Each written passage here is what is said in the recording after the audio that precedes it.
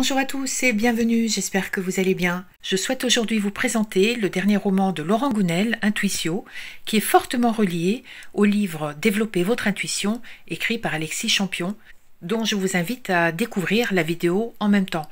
Il y aura un lien dans la description, ainsi qu'un lien dans la vidéo.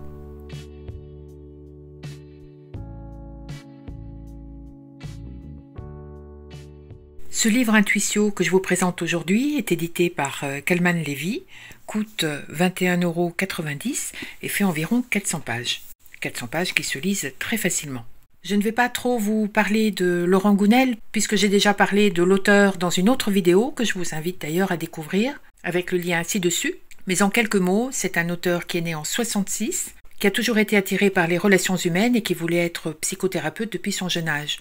Il a quand même exercé une carrière dans la finance pendant une dizaine d'années et au cours d'événements de sa vie, il a été amené à réfléchir, à changer de direction et il a pu ainsi se diriger vers les relations humaines, la carrière qu'il souhaitait faire depuis longtemps. Il a été coach pendant une dizaine d'années avant de découvrir l'écriture, ce qu'il a fait dès 2008 lors de la publication de son premier roman, L'homme qui voulait être heureux, qui a été un grand succès. Depuis lors, il a écrit énormément de romans, dont la trame, dont le fil directeur est toujours la spiritualité, le développement personnel et les relations humaines. Ce que l'on retrouve également dans ce roman. Même si ce livre n'est pas tout à fait un livre spirituel, puisque je vous ai dit c'était surtout un thriller, il cache quand même en lui certaines pensées, certaines réflexions auxquelles je suis toujours sensible. J'ai retenu quelques paragraphes que je voulais partager avec vous. Alors, tout d'abord celui-ci. À trop cogiter, on se noie dans ses pensées. Le mental, il nous permet de réfléchir, certes, mais il bloque l'accès à une autre forme d'intelligence, une forme depuis longtemps perdue, sauf par quelques artistes ou quelques rares chamans encore en vie de par le monde. Notre mental nous condamne à vivre dans un monde ultra-cartésien en passant à côté d'une autre réalité qui nous échappe complètement. Pour accéder à l'intuition, il faut déjà se mettre dans un état d'acceptation. Acceptation que ça existe, même si on ne peut en effet pas se forcer à y croire. Et ensuite lâcher prise. Se mettre en récepteur plutôt qu'en penseur. Tant qu'on est dans le mental, on se coupe de la perception extrasensorielle.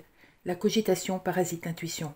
Cela pour souligner le fait que lorsqu'on est trop dans le mental, trop dans la réflexion, trop dans l'analyse, on se coupe de notre intuition, on coupe nos antennes et on ferme le canal. Ensuite, l'auteur évoque également la notion du temps, le présent, passé, futur, ainsi que cette projection dans le futur, que l'on peut changer. Cela d'ailleurs nous fait penser à la loi de l'attraction, par exemple. Je vais vous lire le paragraphe en question. Alors il suffirait de décider quelque chose pour le réussir ? C'est plus compliqué que ça. Il ne suffit pas de décider, il faut y croire vraiment. Ne pas se mentir à soi-même, ne pas faire semblant d'y croire, sinon ça ne marche pas. La difficulté est là. La croyance ne se décrète pas. Donc la vraie question est plutôt, qu'est-ce qui fait qu'on croit ou pas en la réalisation de quelque chose ? Je vous laisse là encore trouver la réponse à cette question.